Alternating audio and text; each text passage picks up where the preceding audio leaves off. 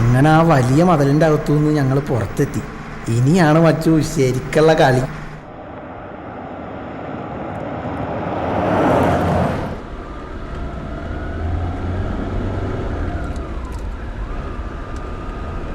Border കിടക്കണ ഇനി കുറെ ഓടണം.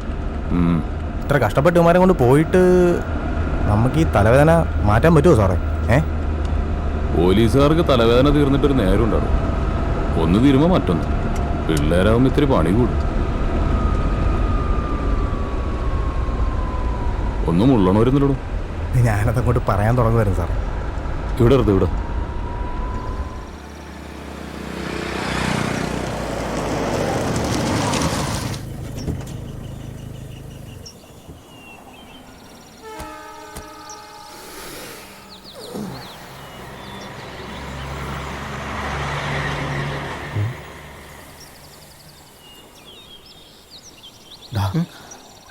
നോക്ക്.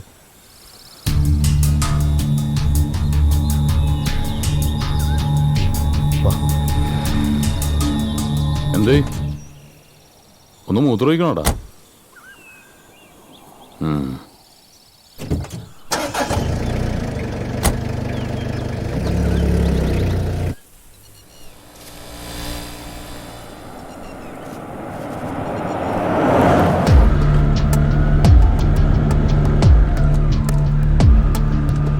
ഇവന്മാരുടെ ശിക്ഷ കുറെ കടുപ്പായിരിക്കും അല്ലേ സാറേ? അതൊക്കെ കോടതിയുടെ കയ്യിലല്ലേ. 18 വയസ്സ് കഴിഞ്ഞെന്നറിഞ്ഞ ശിക്ഷ കുറച്ച് കടുപ്പ് വരും.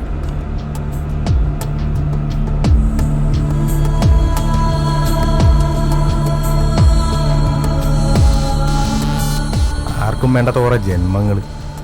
ഒരു കണക്കിന് നോക്കിയാൽ ഉമ്മാരൊക്കെ പാവങ്ങളല്ലേ സാറേ? പെട്ടുപോകുന്നതല്ലേ. കുറ്റവാളികളായിട്ട് ജനിക്കുന്നില്ലല്ലോ ആരും.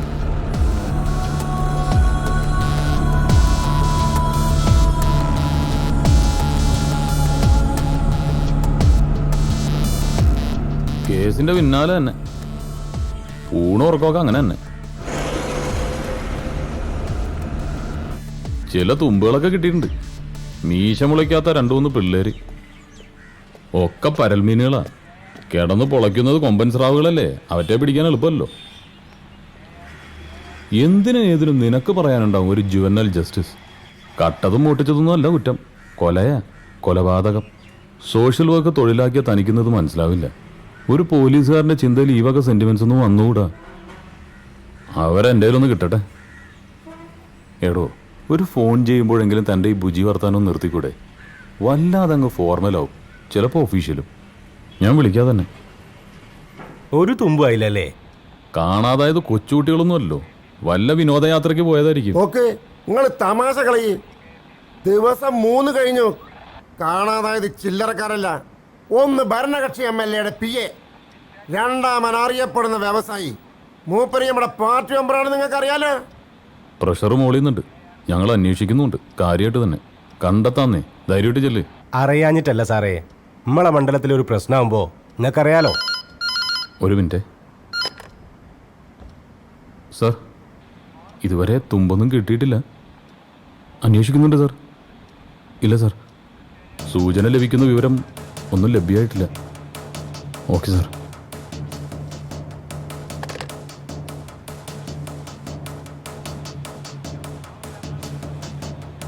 MLA വിളിച്ചിരുന്നു. സാറിന് മൊബൈലും കിട്ടുന്നില്ലെന്ന് പറഞ്ഞു.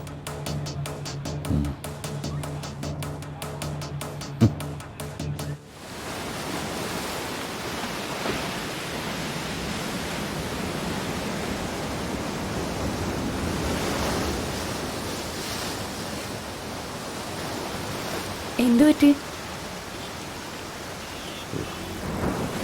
ജോലി തന്നെയാണോ പ്രശ്നം?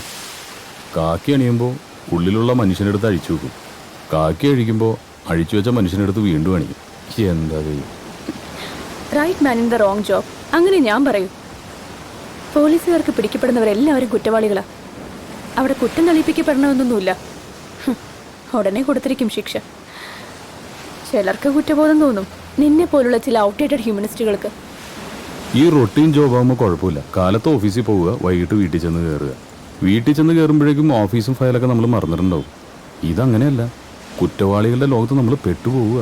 പലപ്പോഴും അവരുടെ ജീവിതം നമ്മുടെ കൈകളിലാണ്. ആ കോളനിയിലെ പെൺകുട്ടി ആത്മഹത്യ ചെയ്തൂലേ? ആത്മഹത്യയാണെന്ന് നിങ്ങളുടെ പോലീസ് അങ്ങ് ഉറപ്പിച്ചു. ഫയൽ ക്ലോസ് ചെയ്ത പിന്നെ തലവേദന തീർന്നല്ലോ. എത്ര എളുപ്പം. എന്തുകൊണ്ട് അതൊരു കൊലപാതകമാണെന്ന് എനിക്ക് തോന്നുന്നു ചോദിച്ചാ എൻ്റെ കയ്യിൽ എവിഡൻസ് ഒന്നുമില്ല. But I strongly believe that it's a cold blooded murder. ഈ സോഷ്യൽ വർക്കിലെ മാസ്റ്റർ ഡിഗ്രി എന്തും പറയാനുള്ള ലൈസൻസ് അല്ല. ഇപ്പൊ ഇത് പറഞ്ഞത് തൻ്റെ ഉള്ളിലെ സാമൂഹിക പ്രവർത്തകയോ അതോ എഴുത്തുകാരിയോ? ചകഞ്ഞു നോക്കിയ നല്ലൊരു ക്രൈം സ്റ്റോറിക്കുള്ള വകുപ്പ് കാണും. എഴുതി പോകും. ഇവിടെ നീതി കിട്ടുന്നത് സമൂഹത്തിലെ ചിലർക്ക് മാത്രമാണല്ലോ. നിർത്ത്, വെറുതെ മൂടുകളെ. നിങ്ങളെപ്പോലെ ആക്ടിവിസ്റ്റ് എന്ന് കരുതുന്നവരുടെ പ്രശ്നം ഇതാണ്. കാള പെറ്റൂന്ന് അറിയുമ്പോൾ തന്നെ കയറെടുക്കും. കേസ് തെളിയുന്ന എന്താണ് ഉറപ്പ്? ഒരുപക്ഷെ തെളിയിക്കപ്പെടാതെ പോകുന്ന എണ്ണമറ്റ കേസുകളിൽ ഒന്നാവും. തെളിയിക്കപ്പെടാത്തതല്ല, വെളിച്ചത്ത് വരരുതെന്ന് തീരുമാനിക്കപ്പെട്ടത്. തെളിയരുതെന്ന് നിർബന്ധം ഉണ്ടാവും പോലീസിലെ മേലാളന്മാർക്ക്. തുമ്പില്ലാതെ പോവില്ല ഒരു കേസും. ഒരടയാളെങ്കിലും അവശേഷിപ്പിക്കാതെ ഒരു കുറ്റവാളിക്കും രക്ഷപ്പെടാനാവില്ല. ഒരുപക്ഷെ തന്റെ എഫിഷ്യൻസി ടെസ്റ്റ് ചെയ്യാനുള്ളൊരു കേസാണെങ്കിലോ ഇത്. Let's hope for the best. ആ കോളനി പോയിട്ടുണ്ടോ?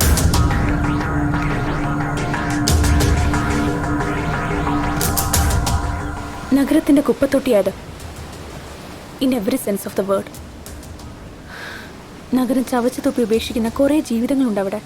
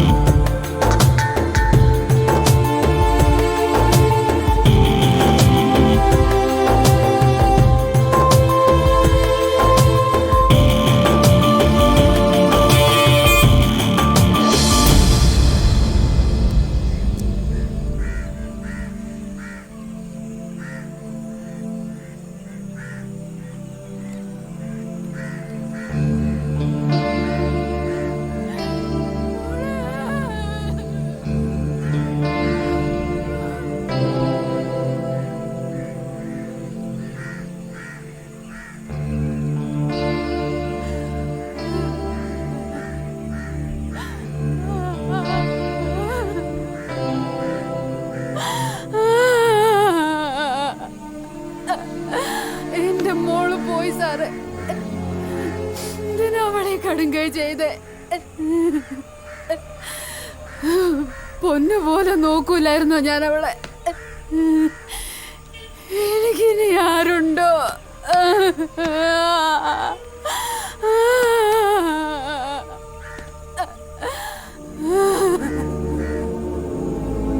തീവണ്ടിക്ക് മുന്നിൽ ചാടിയതാ വിധി, അല്ലാണ്ട് എന്തുവാ?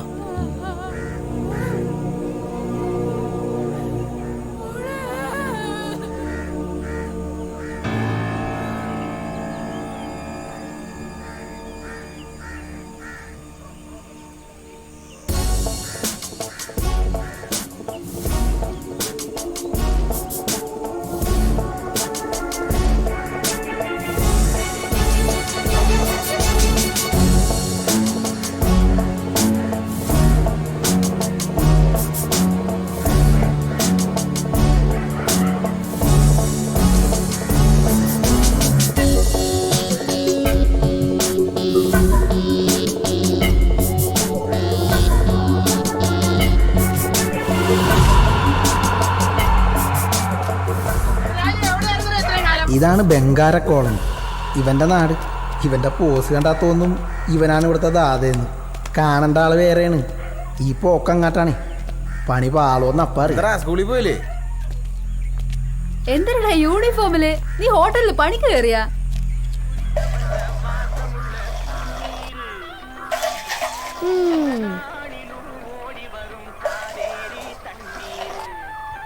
വേഗം തായേച്ചി, സ്കൂളിൽ പോണോ? ദേ മോളെ, 4 ചായയുടെ കാശുണ്ടെന്ന് പറയണ്ടോ അച്ഛനോട്? രുക്മിണി ചായക്കടക്കാരിയാ, ഭാവം കണ്ട ഉണ്ണിയാർച്ചയാണെന്നൊക്കെ തോന്നും.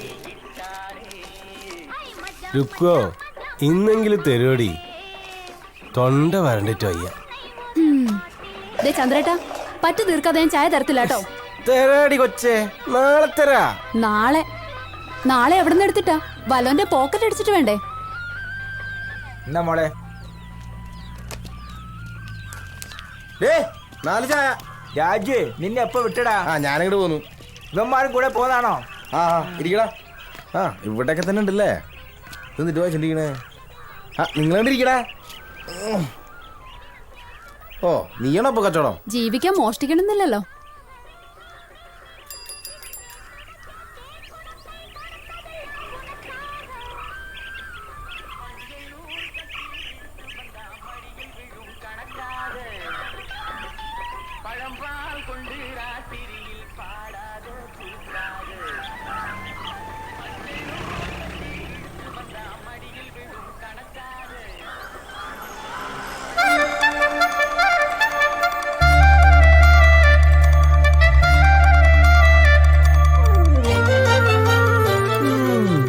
കൊള്ളാല്ലേ? അശ്വതി എന്ന പേര്, കോളനിക്കാരിയാ. രാജകുമാരിയാണെന്ന ചെറിയൊരു ഭാവം ഉണ്ടെങ്കിലും ആളൊരു പൊട്ടിയാണ്. വഴിയെ മനസ്സിലായിക്കോളൂ.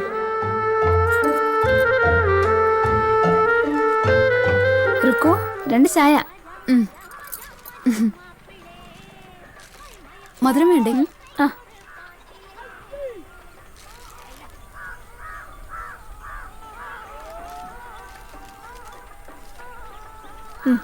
പോട്ടെ.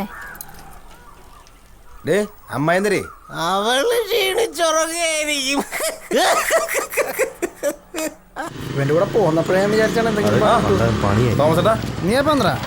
ഇവരൊക്കെ ഏതാ? ഞാൻ പോന്നുള്ളൂ. ഹോമിലെത്തിയാ കൂടെ ചാടിച്ചതാ. രായപ്പണ്ണനോടൊന്ന് പറയണം. അണ്ണൻ പറഞ്ഞ കേൾക്കും. പറഞ്ഞോക്കാം. വാ, വിമാനം കൂട്ടിക്കോ. വാടാ.